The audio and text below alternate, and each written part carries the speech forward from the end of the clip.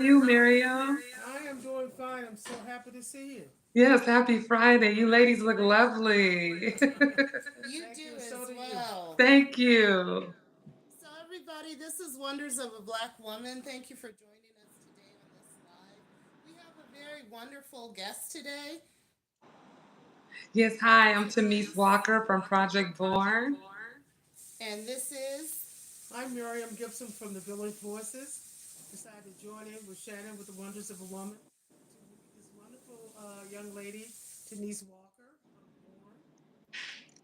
all right, Tamise, tell us a little bit about yourself because I know that Project Born is a nonprofit organization meant to empower young people that were actually raised in the foster care system. Yes, so my name is Temise Walker. I'm from Palo Alto, California. I was raised in the foster system from the ages of 6 to 10. And what I kind of put together is I'm big on mental health right now. So, me growing up in the foster system, it kind of left a lot of trauma behind. And so I thought to myself, what can I do to, first fix myself through therapy? I'm working on my mental health, and then also, what can I do to give back to help some of these kids kind of understand, just because you went through something traumatic or because you were raised in the foster system, that you can achieve whatever you dream or want to do or manifest. So basically, I came up with this That's concept wonderful. that I wanted to do, put together a project called Project Born. And what we do is we give back to adolescents from the ages of 6 to 20, whether you're within the foster care system or whether you're transitioning, excuse me, outside the foster care system. And what I want to do is use how I've achieved things. I've graduated from college. I also have two small businesses, and I also work for a major technology company. So I thought to myself, if I let these kids know that, you can achieve all the things that you want to achieve like any other normal person in a two-parent household, excuse me, or was raised by their mother, you can achieve these things without beating yourself up, without going the wrong route of crime. A lot of people that I know in the foster system now, they've either turned to crime or they turned to pregnancy and, have had a lot of kids and stuff. You could steer away from that. And what I want to do is motivate them and let them know that you can grow from this and that you can achieve anything that you want to achieve. I start with mental health, and I also start with bad behaviors and also things that they also went through in the foster care system to help them heal and to become better people. Well, I think that's absolutely fantastic that you would reach out and reach back like that, you know, uh, to help bring other children that experience some of the things that you experienced during your stay in foster care. That's really Yes. amazing. Thank I also you. want to touch base on the element that your organization works with is the mental health aspect of things. That is really, really important for any of us, no matter what circumstances we were raised in, to deal with those traumas. Yes. And also, I want to touch base just also on women who age out of the system, and sometimes even before they age out of the system, how some of them end up in the sex work, stripping, and different things like that as a means of supporting themselves. Can you touch base on that a little bit with how you've come across with some people that have had that impact their life and their decisions? Yes. So I just recently did some speaking with a transition unit that has foster kids that transition into adulthood. This was a living facility that they have. And I spoke with them after, and I'm finding that a lot of these kids, they're turning to drugs. So what's happening is a lot of them didn't attend my meet. Most of the staff did to kind of listen, and they kind of gave me feedback on what's going on in their community in the housing program. And what I'm finding is that some of these policy and procedures are not allowing you to be affectionate, maybe that's the wrong word to say, or give motivation. They're just there to work, to show them, you live here, this is it, but not really give them advice. And I find that baffling. I find that to be kind of crazy because everybody needs motivation. Like you said, some of these people, some of these kids, or some of these people who are transitioning from foster care are just taking the easy route, going into stripping, going into different things just to get a quick buck because they need to survive. What I found with talking to them as is that a lot of their people that are part of their community who were in the foster system, they're going back to jail because of drugs and they really can't help.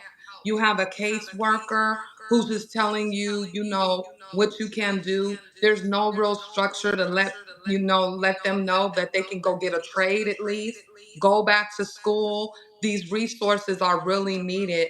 And I'm finding that with their program, that these resources are really not even allowed. They're supposed to go find them on their own. But when you have that, it's like you already were raised without parents. You don't have the structure there to say, oh, my mom taught me I need to go to school, or my mom taught me I need to look at for a job A, B, and C. My goal is to get these resources in there and let them know, hey, you can go and do this. Finding out what they want to do and being dedicated to it. It's really the dedication that they're needing and the motivation to go through the challenges that they have in order to have the mindset of wanting to go and do stuff. Like you said, with everyone, mental health is a big thing. I feel like your mental health is number one before you do anything. So my goal is just to give them the idea of, hey, I went through this, you can do it too. What are the tools that I can use that kind of help me? When I was in the foster care system, I used to pretend that these TV shows like Bill Cosby, he was my dad, Uncle Phil was my dad. I just had that mindset of my on my own. So if I could just share my experience and kind of let them know, and in my speaking, I do that. Hey, these are the things that kind of help me grow and kind of stir away from getting in trouble. Yeah, and a lot of people, I've heard from people who've aged out of the system, that prison is a means of having a place to stay and food to eat. That may sound silly to us, but it's a reality. It's You a It know, is. surviving. it's a It's a means of surviving. surviving because they haven't been taught the skills to have their own place, pay their own bills, and how to maintain a sustainable income. So, Right. what do you see that we need to do to make sure these resources I from are given to them? what I've read from, just this one facility, it's a lot of these policy and procedures. Um, they don't want you to feel against the child. And when I say that is they don't want them to really motivate them because they feel like what I've got is they feel like that's favoritism. And I find that to be crap. If you want to How is that so? motivate I'm sorry. I mean, how is that? I mean, Well, I was speaking with one of the counselors, and she said, there's one lady that there have not really problems with, but she'll go get a job, and then, she'll either get fired or something happens because her mental stability from being in the foster care for so long that she feels like she's complete nothing. I felt like that before. I don't have any parents, nobody loves me. Why does this life even matter to me? So she goes from back and forth. They're not allowed to encourage her, which I find is crazy. Yeah, that's what I was Um, just saying. In your transition, coming out of the foster care, I understand that you are a college graduate. You graduated from Brigham Young University. Notre Dame in Notre Dame. Belmont. Oh, Oh okay. wow! Yes, So I thank mean, you. for you to Congratulations. Thank you. in spite of all the obstacles that you encountered during while you was in foster care from the age of 6, and you got to the point to where you transitioned out of. Give us a little example of how that transpired and brought you to the point of where you are today, your education, and to the point to where you want to offer a pathway to others that went through the same situation as you did. Okay. So it's a little tricky with my situation because I didn't go through the whole foster system and then be an adult. I went through 6 to 10 years old, and then my aunt adopted me. But I still had struggles and challenges throughout that. Like I was going through the foster care system in the 80s and the 90s. And in those times, especially with African Americans, they didn't believe in therapy. So I feel like I should have had extensive therapy going from transitioning from foster care into my aunt's home. Now, So let what? me just ask you real quick. Yeah, Was it hard for your aunt to get you out of that system? Did they yes. fight her? That's Because I'm another thing. hearing There's that a so lot of. many points. Yeah, there's so many points and things hard for my aunt to get me out of the foster. At first, she couldn't even find me. Wow. Yeah, so it was like she had to search for me and find out where I was at first. It's so much that goes on. I don't even know where to start. But yeah, it was a huge challenge. And I talk about that in some of my speeches because re-traumatization as well. I went back into a home where it was my mother's family. So it was just a lot. But for me, I always thought and put myself in the predicament of I know that I need to, in order to achieve things, I thought this thought, and I need money. I just always thought that money was, the answer to everything in this day and time. I need to work. I need to raise my vibration into getting higher paid jobs so I can do what I need to do to take care of myself. One thing that helped me is I had my daughter when I was 26. So that kind of gave me motivation when I went back to school and I started accumulating all these things. I knew that I didn't want her to be raised how I was raised or even see half of the things that I saw. So a lot of what I want to do is I know everybody's not like me. This is why I say the motivation comes in. And I believe it starts as adolescence because when you're an adolescent, you're peer pressured, you're told to do these things, you have these friends who tell you things. So my goal is to catch the eye of the adolescent and trigger their mind into saying, hey, this is something I want to do, or I know that I'm in the foster care system and, I don't have any parents, but let me not get down on that. Let me raise myself to how I wanted to be raised. That was my thought process. Very And good. does Project Born keep in touch with those kids that you reach out to? Because sometimes we form a family through our friends and through our connections. Yes. So my first speaking gig, I'm actually gonna reach back out to them because it's so much stuff. A lot of the stuff that they were telling me, I was actually taking notes.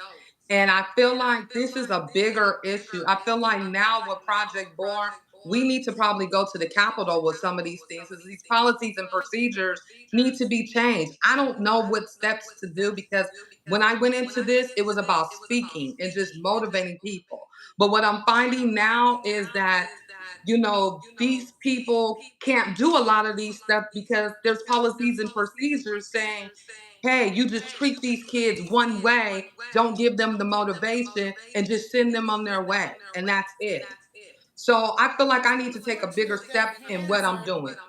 Their hands are tied, and these are some of the most compassionate people that work with the foster care youth, and they really it does we do need to lobby a little bit more because their hands are tied, and it's really unfortunate. The main goal, which it always puzzled me, is a child is in foster care because for whatever reason the state feels that they weren't getting what they needed from their biological family, Yes, but then they're not giving that child what it needs. exactly. So when one is ages out of foster care, what happens? That do they not offer them anything?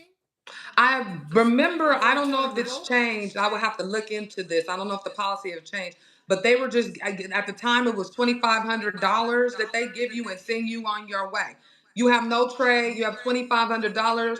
You don't know what to do with money. What are you gonna go do? Spend it on something frivolous. Nobody's had the financial training. You know, you think at that time $2,500 is $1 million. I'm gonna go do A, B, and C with it. So you're just sending these kids off to get in trouble with a check.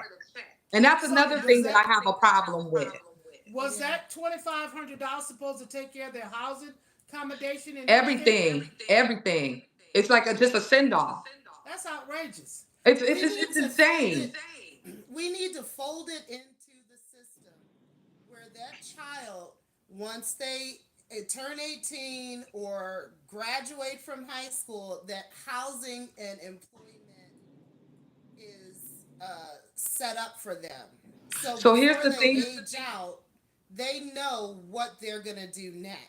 So here's the thing with that. They have the housing, but they still don't have the mindset. I live there, I'm doing drugs, and I'm getting whatever disability check or whatever they're getting, and that's it. So what's happening is that I'm not working. I'm just doing this, or I'm leaving the housing facility and I just want to be homeless. That's why I said it's so much connected to this, and so much, and they don't want the counselors to be like helpers and motivate them. It's just you come and do your job, and that's it, So when it comes to when they age out, they just more or less give them $2,500 and throw them out there. No basically. connection, no And I don't know anything. if you remember when you Now, were that age, when you got that type of money, you weren't thinking about, oh, I gotta live or anything like that. The first thing I probably would have did is got my hair and nails done. well, you're immature. You Yeah. know, a lot of Ex- them don't have any family connection, and that also Exactly. really is a hindrance. But that also feeds into the trauma. A lot of times they just want something to make themselves feel good. So they're going to go shopping. They're going to go and buy feel good in the moment Exactly. And things. that's okay too. I'm big on self care. But at the same time, it's like, well, what about next month? Where am I going to rent? It's $2,600 and up, more than that. So if you Oh go get yeah. an apartment, you have a $2,600 check. That's your whole rent, and it's it. That's it.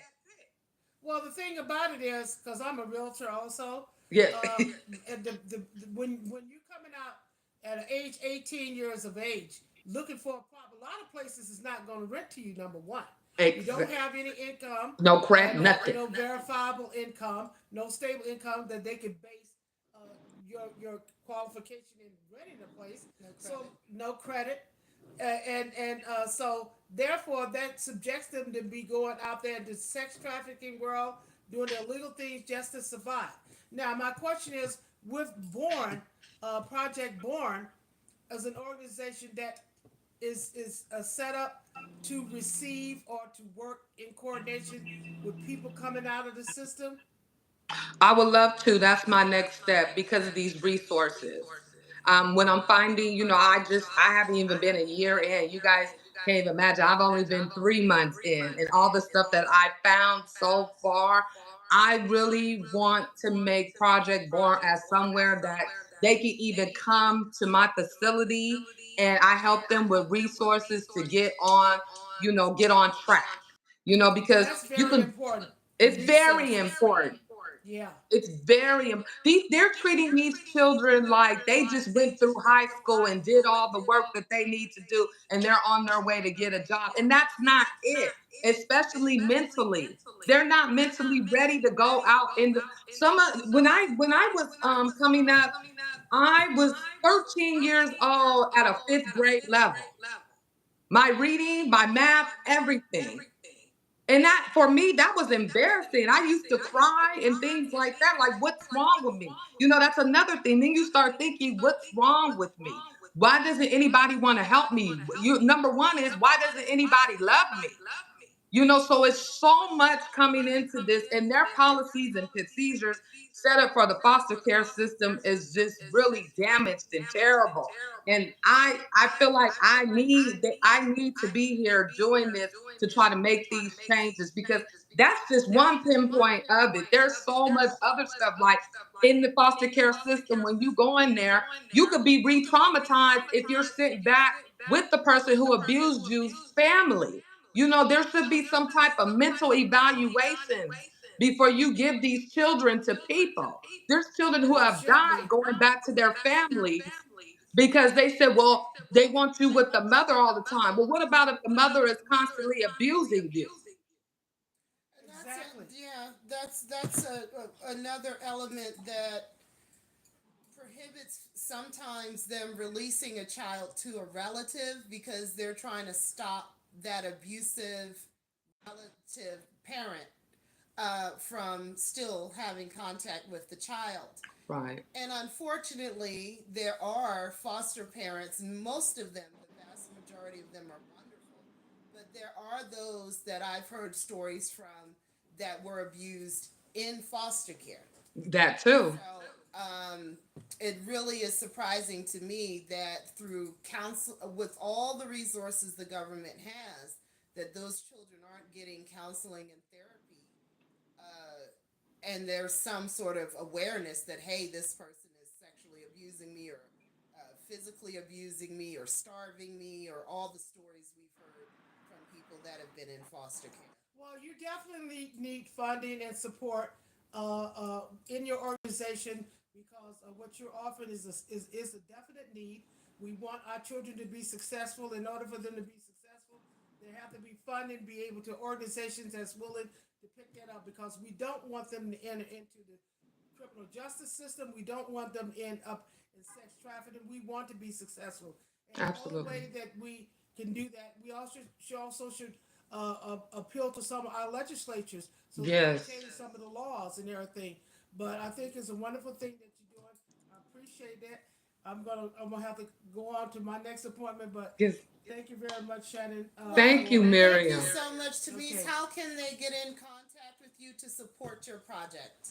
Yes, you can reach out to me, the Project Born, TW, to Miss Walker, just Project Born TW at gmail.com, or you can follow me on Instagram at Project Born TW, and you can also follow me on LinkedIn and TikTok at the same. And those of you watching, I have a link in the description box below. Please click on that so you can reach out to Miss Walker and support the wonderful things that she's doing at Project Born. And if you were someone that's in the foster care system, even if you're in the foster care system right now, or if you've aged out of the foster care system and you would like to lend your support, it would be greatly appreciated. Absolutely. Thank you for listening. Thank you for watching. Thank Please like, share, and subscribe. you. Comment below if you're so motivated to do so. This is Wonders of a Black Woman. Yes.